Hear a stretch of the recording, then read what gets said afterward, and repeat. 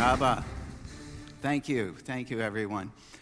Thank you especially to BT Bilgi for having us here today, having my wife and I, Karen, here, and for making the investment in bringing lean thinking into Turkey, into the ICT sector. I want to share with you, beginning, a reflection. This is our second time in Turkey. We like it here very much. We spent a few days on your beautiful coastline. And while we were there, we visited Patara. Many of you know Patara, the center of the Lycian community, where perhaps democracy first emerged in the world. And we reflected on technology, ICT technology. What was ICT technology in 500 BC? Well, it was this. It was physical place for gathering, for people to come together as a community to communicate, to plan, to create democracy, to find a place where they could be peers with the powerful Roman Empire. And that was a very significant thing. And that got us to thinking what the role of ICT is in the future. Very much to our earlier presenter, what does the next technology look like? And can we even know? Have we reached a point where technology is moving so quickly and so much uncertainty that the thing that we know is that we cannot know? We cannot predict anymore. And so with that premise, what do we need to do? How do we need to act? How do we need to behave? How do we need to think?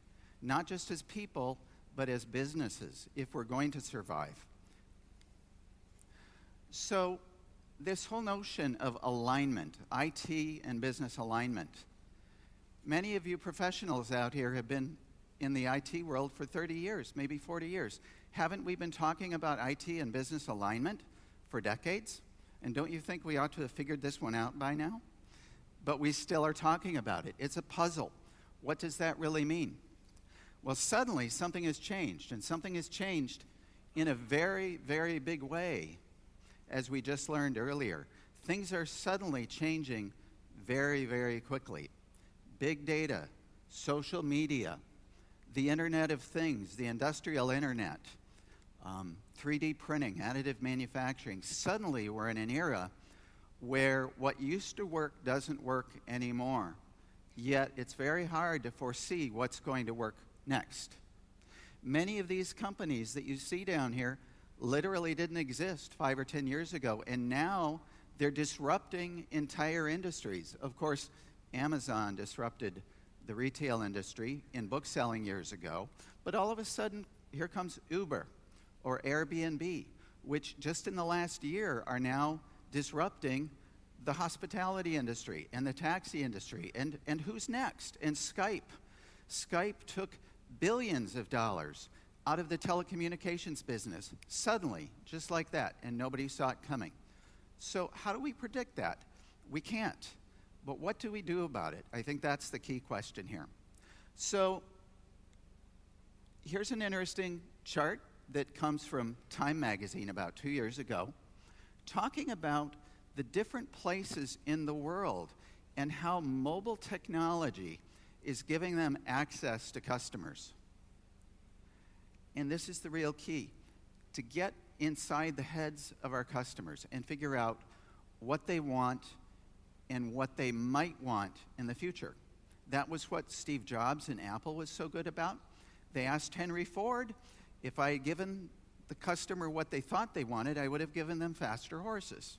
Well, people don't want faster horses. They don't necessarily know what they want, but we need to get inside their heads, inside their experience, if we're going to get ahead of this. So I ask all of you, what is your customer's experience? Whatever your industry, is it banking, is it insurance, is it transportation, is it public sector? What is it like to be your customer? And do you even know? Have you made the effort to go out and have that experience? Well, I was listening this morning, as I was getting ready, I was listening to BBC World News. And there was a very interesting story this morning about the founder of GoPro, who just a few years ago was a California beach bum, a California surfer, who said, wouldn't it be great if I designed this little camera that you could wear and share with people your experience. Well, he's now worth $4 billion, and he had something very interesting to say. The BBC interviewer asked, well, aren't there other competitors out there who are trying to steal your market, who are trying to make a competing camera? And he said, of course, the Chinese are trying to do it. The big photograph companies, like the Nikons of the world, are trying to do it. But none of them are going to do it. And he said, it's not about the camera. It has nothing at all to do with the camera. He said, we've got millions and millions of people who are out there every day doing exciting things. And they're taking movies and they're posting them on the internet and sharing with their friends. And he says it's the experience that nobody can compete with us on. So think about that. It's not about the camera. You can make a better camera, but that's not what people are buying his product for. It's not about the car. It's not about whatever product necessarily or service you're making or delivering. It's the experience. So we need to think about that. And many of you now are saying, well, I'm in banking or transportation, and it's not like that for us. Well, is it? Is it really? There's something else very interesting I learned in the last 24 hours about Turkey. In the United States, we all have one bank account. We all have one bank. And we get all our services from that one bank. It's easy. We have one credit card. I understand that in Turkey, many of you have several banking relationships and several credit cards. Why is that, I asked. Well, because, maybe we don't get everything we need from one bank. We might need to go to several banks. We might have a collection of them. Well, why is that? Isn't that convenient? Isn't that inconvenient? Well, yes. But why? What is the customer experience if you're the customer and having to deal with multiple banks or insurance companies or whatever it is? So this is very relevant to the business community. It's the hardest thing sometimes to step out of your role in the business and step into the role of being your own customer. But that's what we need to do. That's how we need to start thinking. So, in the spirit of the last presentation, in the story of what we would say is David and Goliath, where the large warrior was defeated by the young fellow with a sling, established enterprises, large enterprises, are under threat of disruption every day. There are small startups, there are small technology innovations that if you haven't already been disrupted, you're about to be disrupted. And you can't be on the defensive. You need to be on the offensive. And you can't know what the future is going to be like, but you have to be experimenting with it. You have to be innovating if you're going to survive. Like Singer, like Kodak, like many other companies that a decade ago were leaders in their industry, and now they're falling behind. So that's what we're here to talk about today. But you can't just tell a bank or insurance company or airline or any business, just be like Google. It doesn't work that way. Large established enterprises have large bases of customers and assets and legacy infrastructure and architecture and technology. You can't just suddenly throw that all away and pretend you're a small startup. You'd like to sometimes, but you can't. That's not realistic. So if you're a large established organization, how do you become innovative so you are the disruptor and you're not being disrupted? And that's the practical question I think we're all here to learn about today. And the question is, what can this thing called lean thinking, do to help us? This is the premise.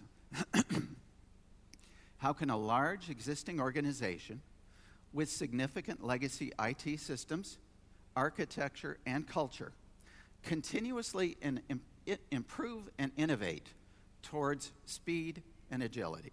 And I hope at the end of my presentation, I will perhaps not have answered this question for you, but given you some things to think about and to take home and to experiment with on your own. So first of all, lean. We may hear a lot about it. We might say, isn't that something to do with cars and automobiles? What does it have to do with banking? What does it have to do with IT? Well, a lot, actually. Here's just a small list of organizations worldwide that have been investing heavily in lean practice for decades. Toyota, of course, is where it all started, and Toyota remains the gold standard.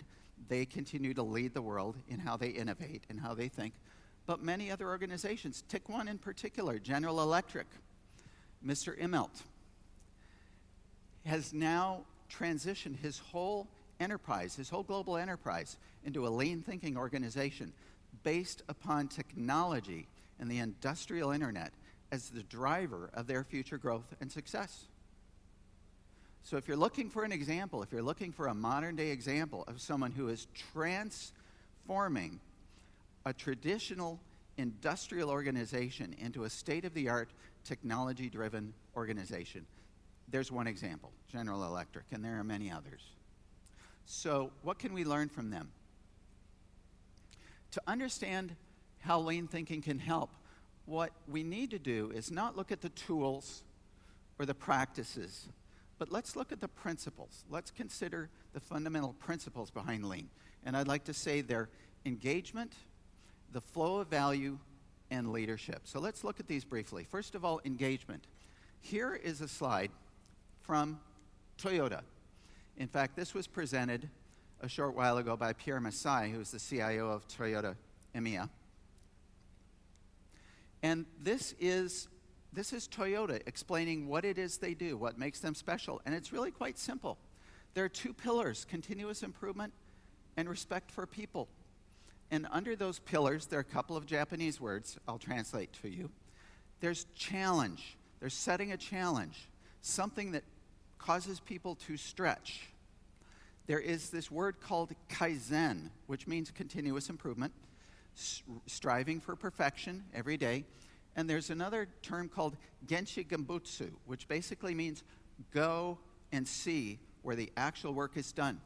In order to see and figure out where the problems are and where the opportunities for innovation are, you've got to get out of your chair, get out of your conference room, leave the PowerPoints behind, and get out where the work is being done and see it for yourself and figure it out for yourself. On the respect for people part, respecting and holding each other accountable for doing these things, for improving, for innovating, and teamwork. That organizations are made up of teams. It's very important. And these really are the simple fundamental principles that has made Toyota as successful as they've been for over 60 years now. On the flow of value part, here are the 5 principles that were pointed out by Jim Womack and Dan Jones in the work Lean Thinking years ago that gave lean its name. And they basically talk about 5 principles. The first is value from a customer's point of view. Second are the value streams, the flow of value into the hands of the customer. Keep that in mind. That's going to be our primary theme. It's the customer who knows what value is, not you. You need to talk to the customer and get inside the customer experience if you're really going to understand what value is. And that's so much harder than you think it is. Just try it. When's the last time any of you actually met your customer? Who is your customer, by the way? Think about that. Ponder that deeply. Reflect on that question. And then flow value. Pull it just in time. Don't do it too early, don't do it too late, but give the customer what they want when they want it, and then continuously strive for perfection. You'll never reach perfection, but you should always be striving for it. Okay? Those are principles about flow of value. Finally, principles of leadership. We all know this, that organizations are siloed into vertical functions, but value flows horizontally. We all know that, right? But what do you do about it? That's the key question. How do we deal with this? Because we're political animals. We're territorial animals. We protect our turf. We protect our geography. Well, what you do is you form teams. Teams that understand their customers' needs and their role in the delivery of those needs across the value stream. When is the last time you got a group of people together that represented all the stakeholders across the horizontal flow of value and figured it out, what the problems were and how to improve? It's very hard to do. Those teams must be responsible for their processes and the outcomes. And they need to make the work and the problems visible. Think about that. Very hard thing to do, because we tend to like to hide our problems. We like to tend to say, oh, no problems here, everything's fine. You have to think exactly the opposite if you're going to practice lean. You not only have to acknowledge problems, you need to search for problems and make them visible so everybody can come together and focus on solving them. That's the only way companies get better. And culturally, it's very hard for some companies to do, most companies to do. It starts by helping them make everything visible. And the role of managers is to enable those teams to continuously solve problems across functions, the horizontal functions of the organization, bringing people together to drive improvement and innovation.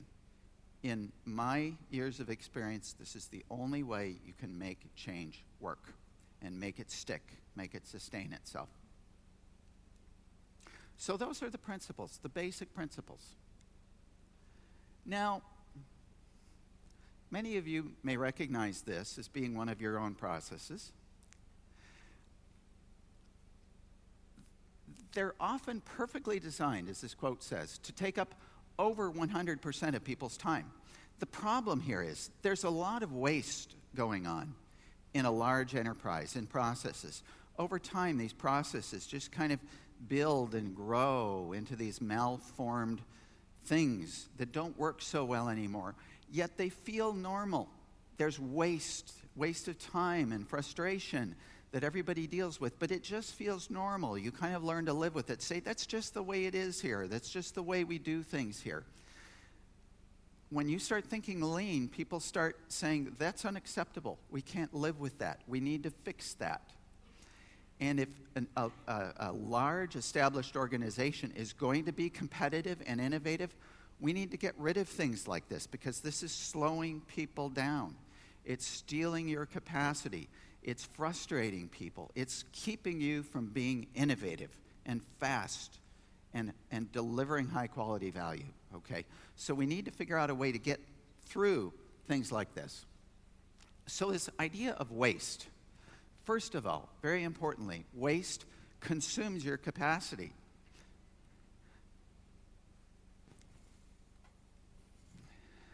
Waste causes people to work too hard, firefighting, dealing with interruptions, attending useless meetings, meeting after meeting after meeting, where you talk about the same thing and nothing ever gets agreed upon, and then you go away and a week later you come back to the same meeting and it's like, didn't we just talk about this? And what are we doing? Are we solving this problem? No, we're just having more meetings. And rework. And what you find out is that a lot of what everybody does every day is not value adding, but nobody can do anything about it. Does this sound familiar? Does this feel familiar? It's okay. It's not the people. The people want to do better. We all want to go to work and feel good about what we want, what we do. We want to feel a sense of purpose and satisfaction. But these broken processes are in our way. And what lean does is it gives us collectively a way to come together and fix it. Simple as that. It's simple, but it's not easy. Here's one example. This was just a few weeks ago. At a very large organization, I won't say even the industry or where it was or who they are, but a fairly large IT staff. They're ISO certified. They've got the binders. They pass all the audits. And they chose their very first improvement event, the process where they simply build servers.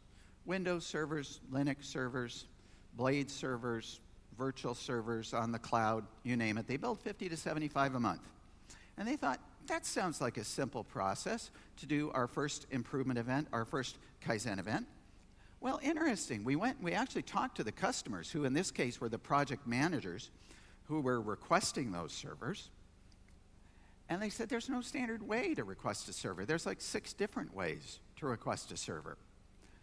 And there's no visibility once I ask for it, what's going to happen or when I'm going to get it. And although it takes generally less than a day, and if it's a virtual server, less than an hour to spin up a server, it usually takes several weeks to wait to actually get one. And that late delivery, by the way, often delays projects. So project managers build in a little extra time. So that makes planning more difficult. In the lean world, that's called demand amplification. If you need something in a day, but it takes a week, you plan 2 weeks. And your forecast horizon goes out further and further and further, and the further you go out in time, the worse your forecast stability gets. So you get all of this fake demand that's built into the system that isn't real. So the idea is, how do you drive all of that waste out to make what you need delivered just in time, in a day or 2? Why can't we do that? Because there's all of this waste in this process. Well, we got 15 stakeholders, and we all asked them how the process worked. Funny thing, even though they're ISO certified, they had binders on a shelf that said how this process should work. When they each described the process, they all described it differently. Isn't that interesting? How does that happen? Quite naturally. There was a lot of data. We said, well, first of all, we need to go out and we need to gather data on this process to figure out what's actually happening. And they said, oh, we've got lots of data. And they started gathering it, and they started comparing it, and pretty soon they realized, well, we have lots of data, but not much of it is of any quality at all. And before we even got these people all in a room together to map these processes out, they realized they thought they had a good quality process that everybody understood. They didn't. That was the first big learning in this first big process. And the point is, this is a very professional organization. Much like all of you, they try to do their jobs well. They're professional people. They're certified. They're smart. They try hard every day. But the process was broken. But it was a horizontal process that caused so many steps in the organization that no one person saw the whole process end to end, and no one person could fix it.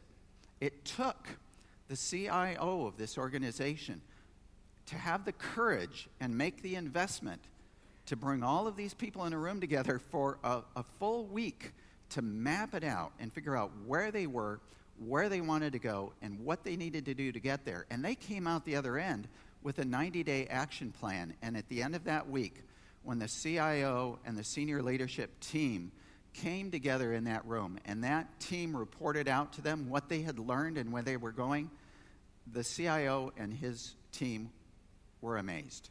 They said, we thought we chose a simple process, but this is so complex, we had no idea how complicated it was. And one of the first things this team decided to tackle in their improvements was governance, because governance was in their way.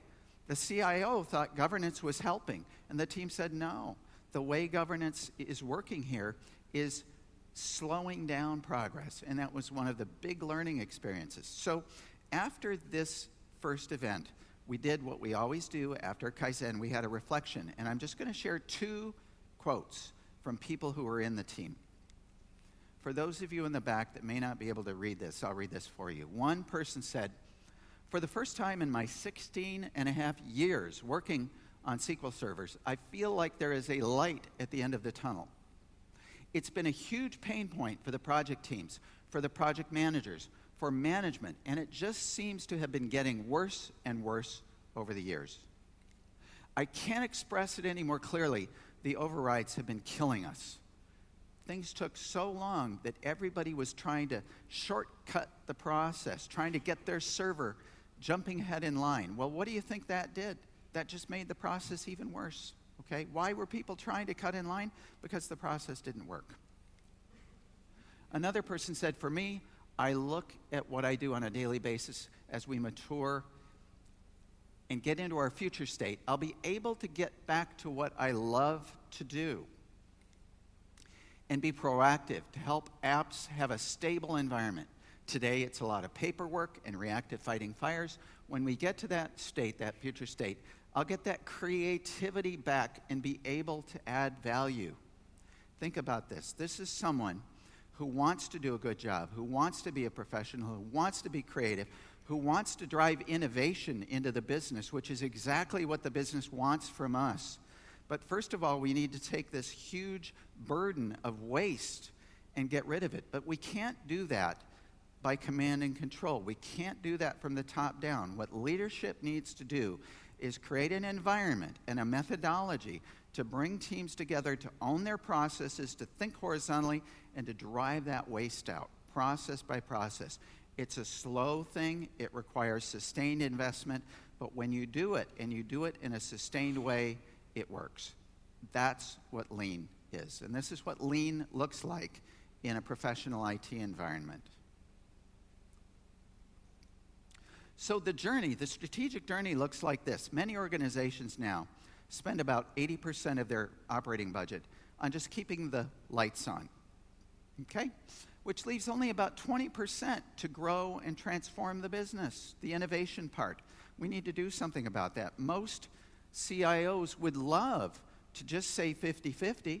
I'd love to spend 50% of my budget keeping the lights on, which would free up an enormous amount of investment to do the innovative stuff. Well, that requires us to do two things from a lean point of view. Invest in operational excellence, to do those things that are repeatable from an operations point of view, so that we can innovate, develop and innovate. And these are two different propositions, and they're both part of the lean journey. Most people, when they think of lean as being an extension of the Toyota production system, think of it as being operational, and it is from an operational excellence point of view, but Toyota is as successful for their product development system as they are for their production system. So Toyota balances operations and development. So any of you that think that lean is just about operations, think again. It's shifting the balance. To do that, we have to balance standards on the operational excellence side with managing and working with uncertainty on the innovation side. Two very different things. And that involves stepping up to risk, managing risk in a proactive way. The practice of lean, the rapid iterative learning process of lean, allows us to reduce risk in conditions of uncertainty, be more effective at innovating in conditions of uncertainty. And any of you in large established organizations who have built up layers of controls, of change management, of risk management, of governance, know that over time these control mechanisms become so oppressive and so slow that they drive innovation away. They frustrate people. Am I right? And what we need to do is figure out a way to let that go by making the processes themselves able to manage that risk, so we can loosen up the control mechanisms that are stifling our people, that are getting in the way of our creativity. So let's think about lean from 2 points of view. From the operational point of view, we have standardization. We have variation reduction. We look at things from in terms of process, efficiency, productivity, throughput. But on the development side, on the creative side, we want uncertainty. We want variation. We want to experiment with possibilities and let new innovative ideas drop out so that we can operationalize them very quickly. So it's a lot about learning, rapid learning. But here's the key. They're both the same thing. They're both about learning, and they're both about process efficiency.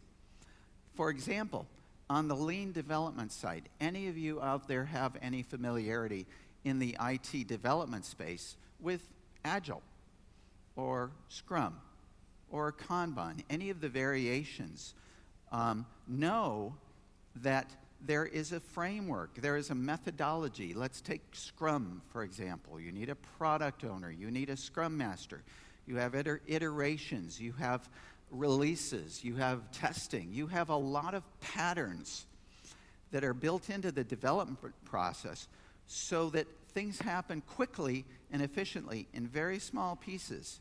And that drives risk out. And those patterns, those methods, allow you to be more creative more quickly with less risk. Okay?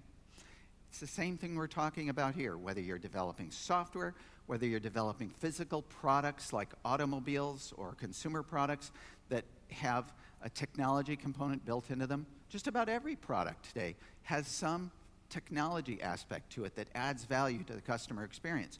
So how to integrate technology into the product development or service development process is very important. And lean thinking allows us to do this. So there's a critical difference here between what I like to call process and practice. Process are those activities that should be standardized and repeatable, that are designed to consume the least time and resources, the least waste, to produce a consistent and high-quality outcome. They're repeatable again and again and again. When you find one of those, you should simplify it and streamline it, and then if possible, to whatever degree, you should automate it, okay? So that those processes are owned by responsible people, the teams, so that they continuously improve and adapt to changing circumstances. The thing is, if you have a process and you automate it, but you don't leave somebody in charge of continuously improving it, and a month later or 6 months later something changes, and you've automated it, but you haven't left that ability for a team to own it and adapt to change, by automating it, you've poured concrete over it.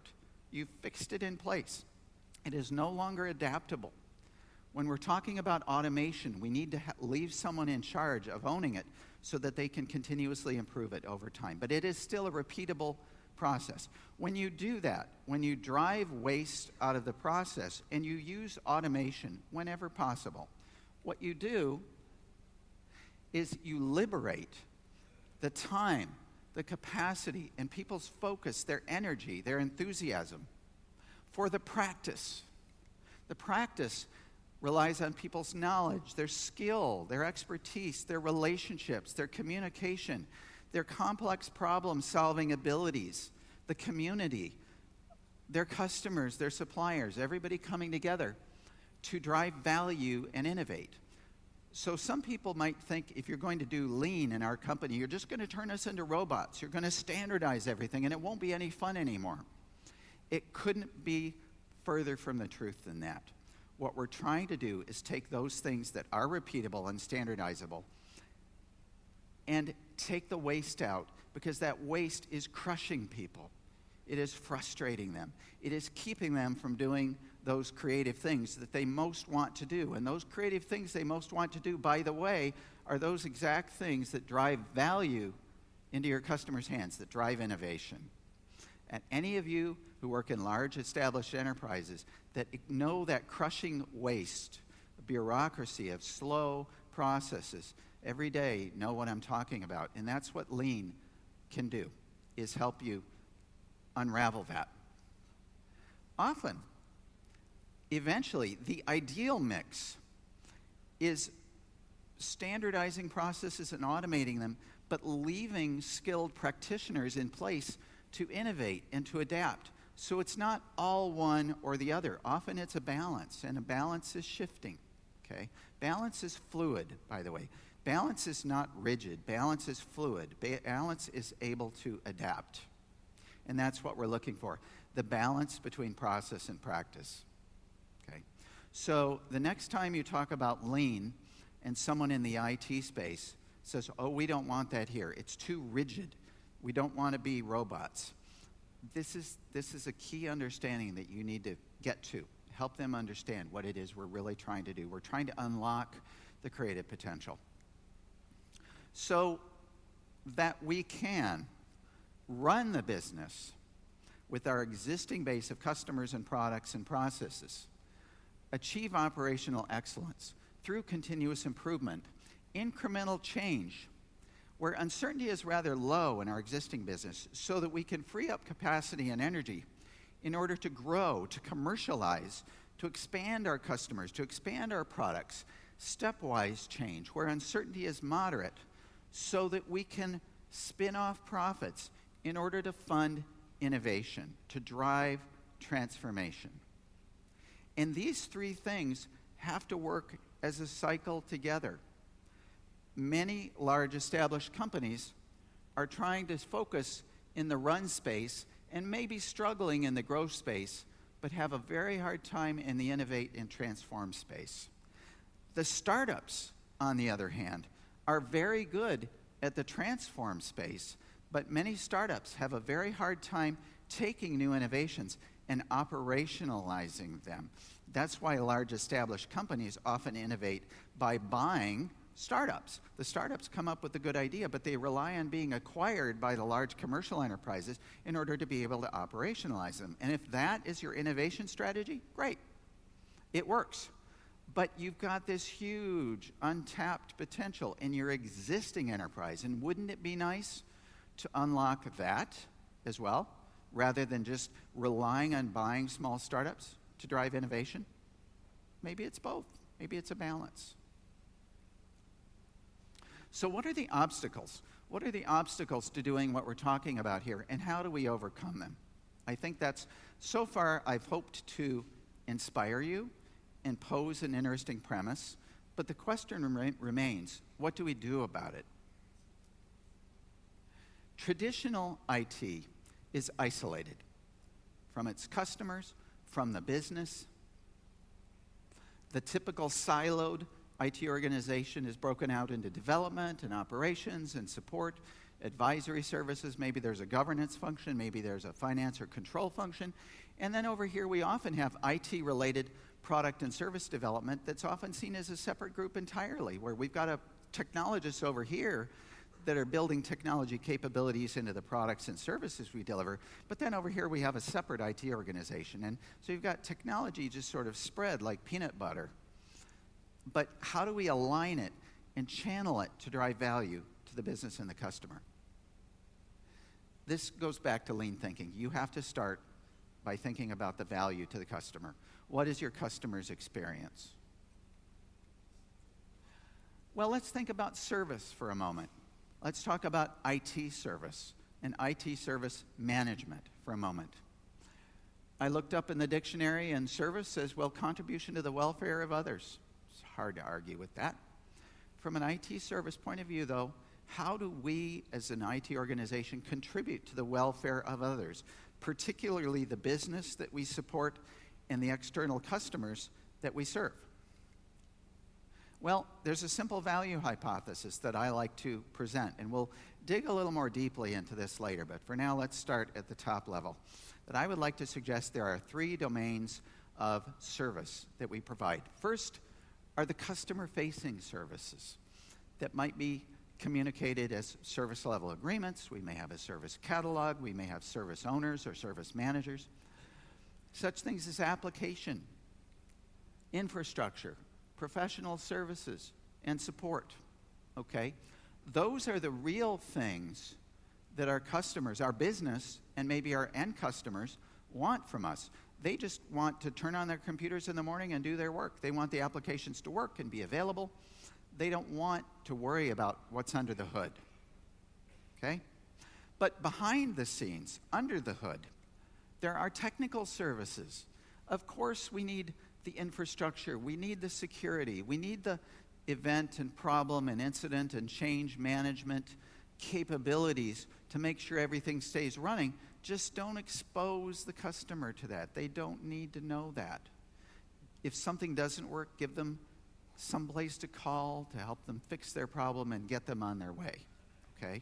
And then finally, there are the supporting administrative services, governance, finance, HR, portfolio management, project management, service management, the administrative functions of running an IT organization. Those are processes too.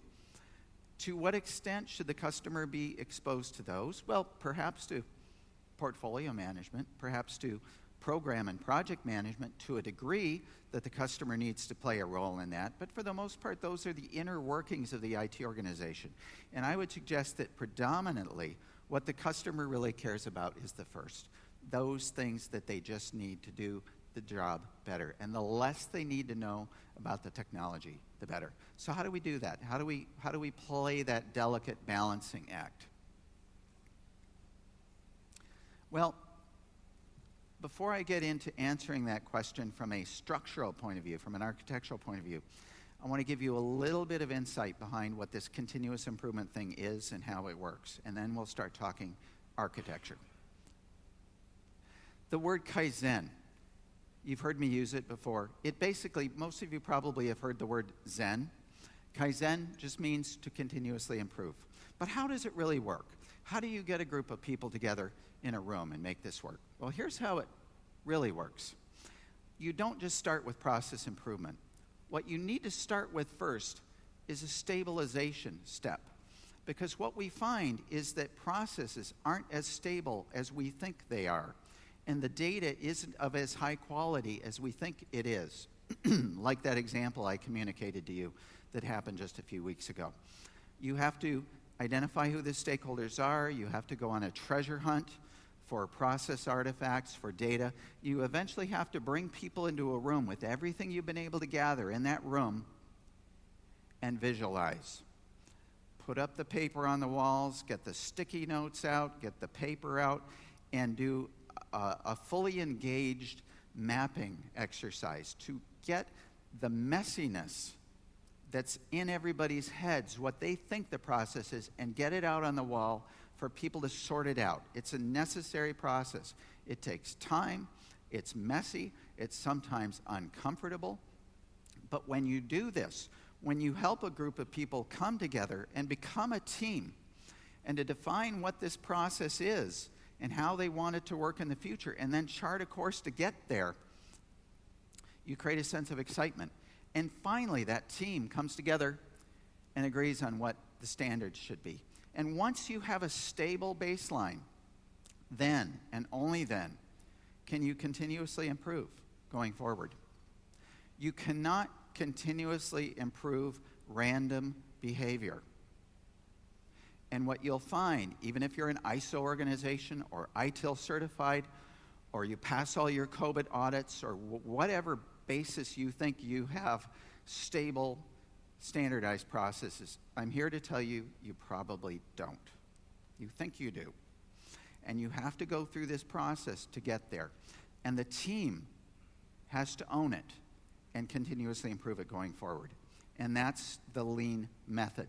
It involves people coming together as teams, respecting each other, and continuously improving. It takes time, it takes investment, it takes trust. It starts with a vision for the customer. The long-term vision of where do we want to be as an organization.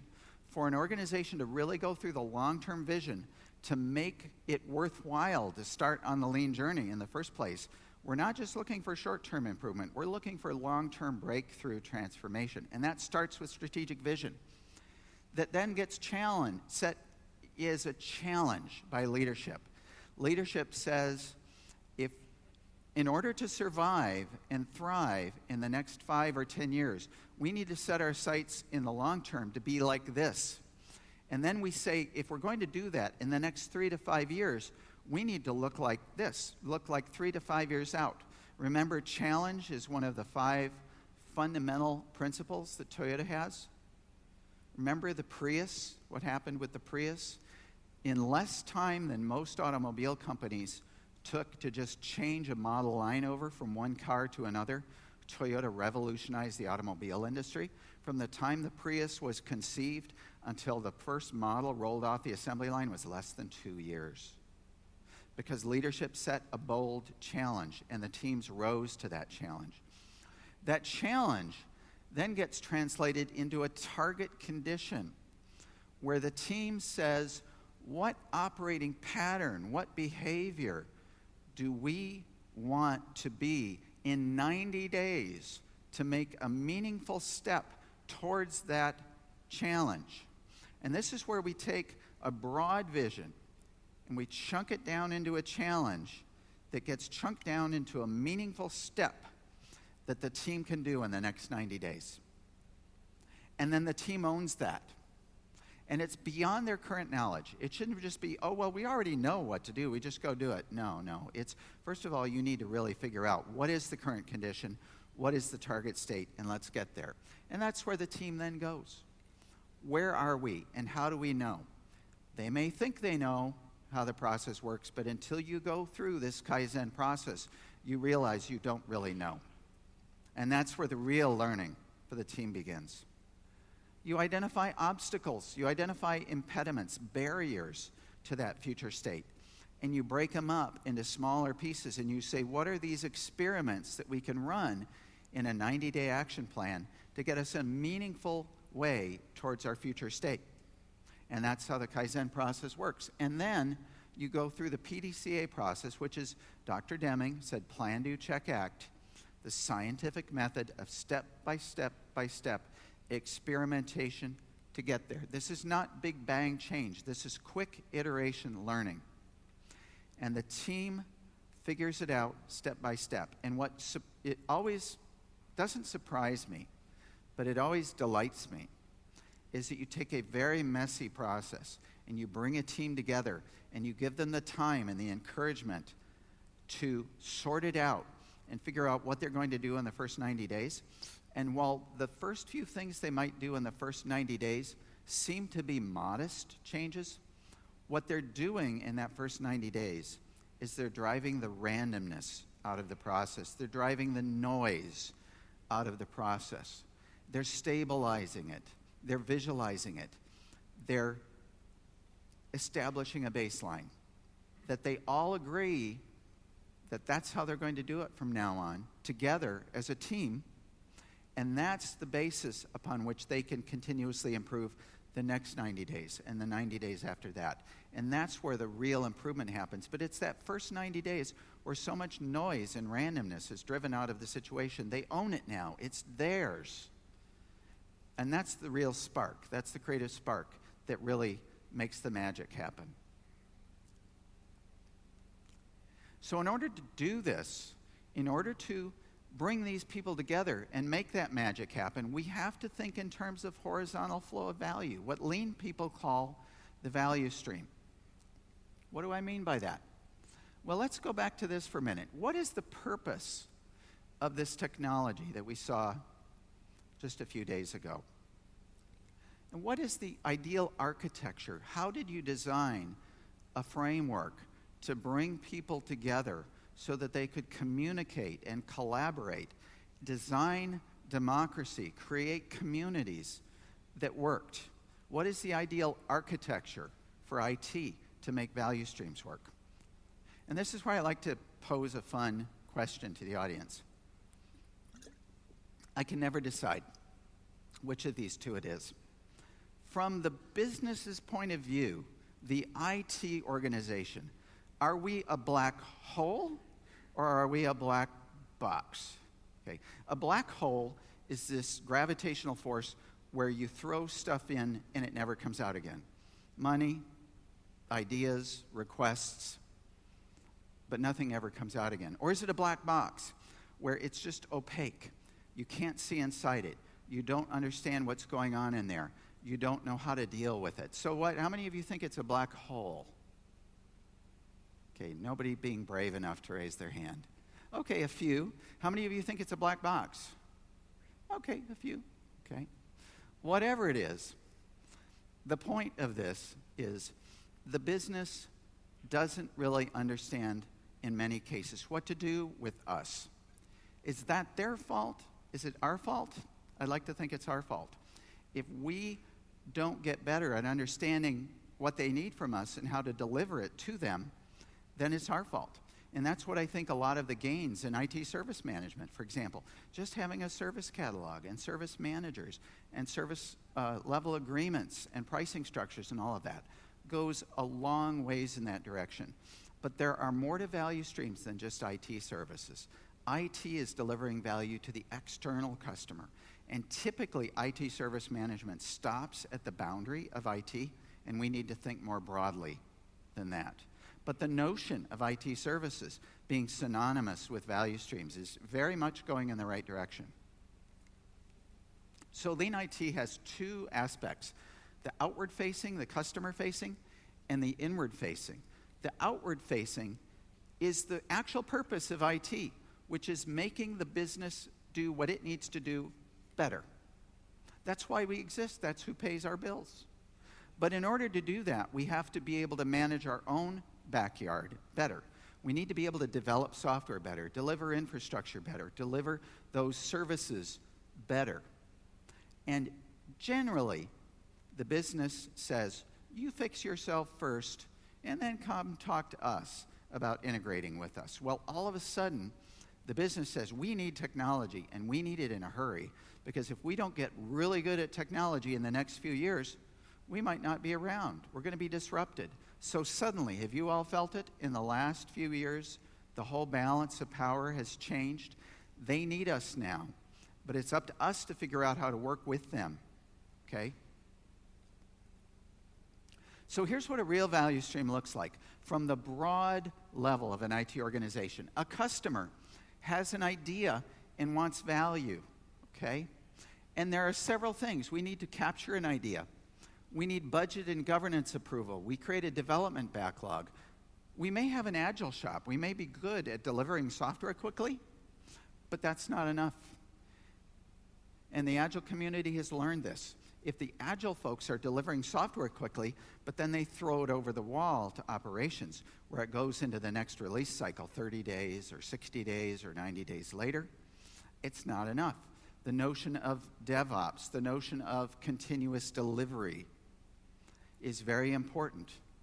And then finally, the adoption and the value realization, the customer actually getting what they requested in their hands and quickly putting it into use and realizing the value from it.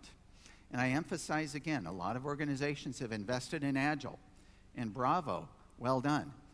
But Agile is just that piece right there. The DevOps, continuous integration, continuous delivery folks have extended it to here. But until we encompass the whole cycle, the whole value stream, we're not delivering value to the customer better, faster, cheaper. So I ask you, here's a thought experiment to go back to your company and think about. The next time somebody in your business or even one of your external customers has a great idea that involves technology, what are they supposed to do? Call somebody? Send an email? What are they supposed to do? Where does this value stream start? By gathering those ideas. And if you don't have a clear answer to that question, what somebody in your organization is supposed to do when they have a great idea, then you've already failed. Okay? So think about that. You can do everything else well, but not that, and still not complete the value stream.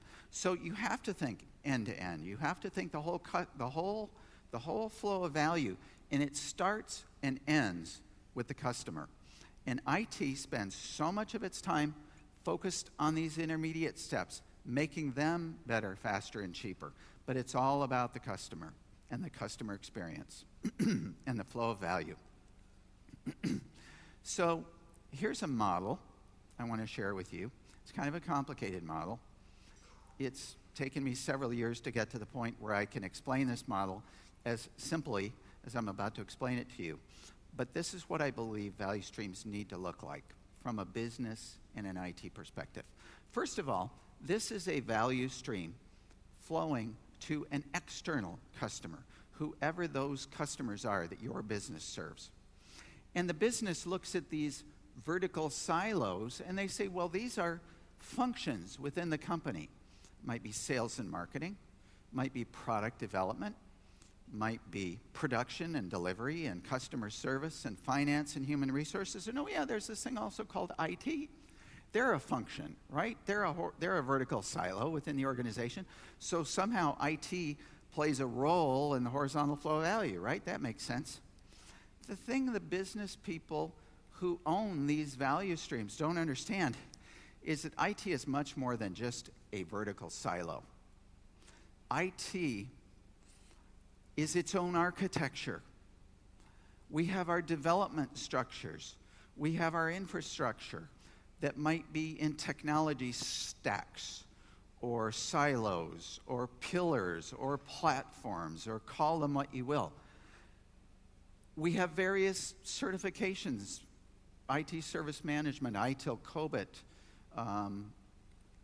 We might have variations of Agile on the development side, or in many organizations we might have, in some cases, Waterfall, in some cases Agile and Scrum, or a hybrid of them. It depends. You don't need to go Agile all the way, but it's nice to kind of be moving in that direction. And then we have this thing called a DevOps, or continuous delivery, that's trying to tie it all together. So, and then you might have a service management layer where these things are called services, and they have a catalog and all of that stuff. The business generally thinks of IT as just another function, like HR, like finance, like sales and marketing. But we're more complicated than that. And we need to make that simple to work with, which was the goal of IT service management. So here's the thing. In order to really achieve the connection of IT value streams to serve the end customer, we need to do something like this. There needs to be the ability to get a group of people in a room across all of these functions that has a line of sight to the end customer value. And that is not an easy thing to do, okay?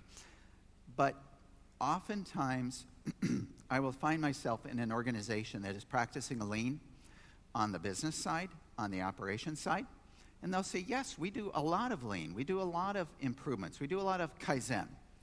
And I say, well, how often is there an IT person in those Kaizen? Because they know a lot about the systems and the data and the way your processes work behind the scenes. And more often than not, I hear, oh, we don't invite the IT people into those Kaizen. They're too busy. We just tell them what we need done later. It's like, right there, you're missing the point. You know, throw it over the wall to IT, and the IT looks at it and go, are you kidding? If we had only been there, we could have helped them understand how it really works. And but why isn't IT in the room? Because we're too busy, because we have too much waste. So we need to somehow bridge that gap. We need to get everybody in a room together, IT and the business people, figuring out how to flow value to the customer. That's the ultimate goal. When we do that, suddenly we start looking at Kaizen from several perspectives. First of all, we want IT in the room to continuously improve the business processes that serve the end customer. We need that. But we also, within IT, inward-facing, for example, we need Kaizen around managing our development backlog. Whether it's Waterfall, Agile, Scrum, I don't care what methodology, you need to develop, you need to manage demand, you need to manage your backlog. So let's do a Kaizen on that, let's improve that. We need to Kaizen problem management. I see too many companies with a big investment in ITIL and a big investment in problem management. And that's good. I respect that. But managing problems is different from solving problems. Solving problems is the key. And although I see a lot of effort around problem management, far too often I don't see the rigorous problem solving, root cause analysis, Kaizen, that solves problems and makes them go away. Because oftentimes, technology problems, the actual root cause of those technology problems are management problems. How could that problem exist? Well, it's a management problem. The conditions exist that that technical problem keeps occurring again and again, and we can't seem to make it go away. That is not a technical problem. Okay? So we really need to get to the root, organizational behaviors of why those problems exist. And then finally, the continuous improvement of the team itself, the learning journey of creating an organization that is able to transform itself in a lean way. These are all learning processes that have to go on simultaneously if an organization is going to transform itself. Now, often, most often when lean begins in a company, it begins somewhere in here where there's a problem and somebody says, well, let's tackle that problem in a lean way. Let's fix that. And it works, and you might do it again and again. But until you think systemically as a whole, from a lean enterprise point of view, of which IT is but one part, granted a very complicated part, but one part, it's not going to be a sustaining transformation. And that's what we heard from the first presenter that we need right now. Established organizations need not to just get better incrementally. We need to get better transformationally if we're going to survive and thrive in the future. I think that point is clear. So, to summarize, what are the leadership behaviors that are needed? Because after all, this is not about technology. This is about deploying technology and continuously improving technology and innovating with technology, but it's really a leadership question. And that's why you're all here. Any of you have read Peter Senge, is a lean thinker. Says, empowerment without alignment is chaos. It's anarchy. So we're not just talking about empowerment. We're not just talking about, teams go off and do what you need to do. No. We need to enable those teams to own and solve their problems, but there needs to be leadership direction towards strategic intent. Remember how continuous improvement works. It starts with a strategic vision that's posed as a challenge, that creates a short-term target condition that the team works to step by step by step in incremental steps towards the strategy, the strategic vision. It starts like this. It really has to start at the leadership level with a clarity of purpose, with a deployment of strategy, an execution of strategy. Many companies are very good at strategic planning, but how many are good at strategic execution? And Lean provides the structure to guide strategic execution at the process level, using the enterprise value stream architecture as the model to prioritize improvement where they're needed most to drive towards that strategic intent. With a focus on systemic overburden and variation, because one of the key problems that's in our way is that people are too busy, because they're burdened by waste. But leadership needs to understand that they need to invest in continuous improvement in order to remove that waste. So you need to make an investment to free up the time for the teams to get together and do what needs to be done. And it's not quick, and it's not easy, but it works. I'm not talking a 3-month or a 6-month. For this to really pay back in a big transformative way, it's usually 1 or 2 years. You get a lot of short-term payback, don't get me wrong. There are a lot of quick wins, and they're meaningful. But if you're looking for the big transformative wins, it takes a sustained investment. And all of you in this here in this room today who are senior leaders in these organizations, take that to heart. It's a long-term investment. It's easy to get the teams and individuals excited about this because they feel the waste every day. They feel the frustration. They know the customers are unhappy. They're willing to get in a room and figure out what are the standards and how to manage the workload and how to make it visual and how to do the daily improvement. Usually the barrier is the middle management. They're put in the middle of saying, go do this continuous improvement thing, but don't miss your monthly numbers. Meet that program deadline. Make sure you don't slip up. And this is where Lean usually fails, is because we, at the middle management level, we need to change the way we measure and incent and recognize and manage our work. It's a very tough thing to do. When we talk about culture change in Lean, this is what we're really talking about. So, what does it mean to be a Lean leader? It means getting up from your desk, step away from the PowerPoints, get out of the conference room, and go see where the work is actually done. Get the people together, figure out what the problems are, solve those problems, and continuously, step by step by step, iterate and experiment your way to the future state, putting the ownership of those processes in the hands of the people that are doing them. And so these are the sort of behaviors we're looking for. If you're looking to be a lean leader, these are the kind of behaviors that we're looking for. Have comfort with problems. Problems are the way we get better. Focus on the end customer point of view. Don't tell people what to do. Ask, what do you see? Why? What's going on here? What can we do to help remove the obstacles so that you can get better? Use problem-solving tools, discipline problem-solving tools. Slow down, don't react, but really ask why. What's going on? Well, why is that? Well, what can we do? How can we help you improve this process? Okay, and emphasize learning, emphasize practice. And that's really the final message here. Is lean a framework like ITIL? No. Is it a methodology? You could maybe call it that, but what does it really mean? Lean is a practice. If you're going to learn to play the violin, or if you're going to learn to play football, or if you're going to learn a language, what do? You practice the rudiments, the fundamentals, over and over and over again. You get better, you learn, you grow, you evolve, you move towards a state of mastery.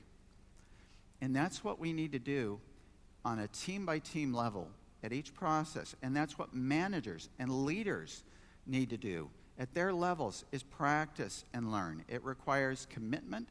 It requires investment. It requires skilled coaching. It's a journey, but it's a learning journey. So lean is really about learning, organizational learning. Okay.